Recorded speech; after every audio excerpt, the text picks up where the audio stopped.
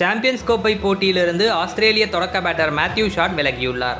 ஆப்கானிஸ்தானுக்கு எதிரான ஆட்டத்தின் போது ஏற்பட்ட காயத்திலிருந்து குணமடைய நேரம் இருக்கும் என்பதால் அரையிறுதி மற்றும் இறுதிச் சுற்றிலிருந்து அவர் விலகியுள்ளார்.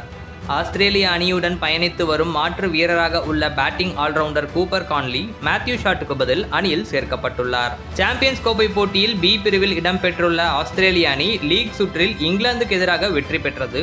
தென்னாப்பிரிக்காவுக்கு எதிரான ஆட்டம் டாஸ் கூட போடாத நிலையில் மழையால் கைவிடப்பட்டது. ஆப்கானிஸ்தானுக்கு எதிரான ஆட்டத்தில் 72.5 ஓவர்கள் வீசப்பட்டன. முதலில் பேட்டிங் செய்த ஆப்கானிஸ்தான் 273 ரன்கள் எடுத்தது. ஆஸ்திரேலியா 12.5 ஓவர்களில் 109 ரன்கள் எடுத்தது.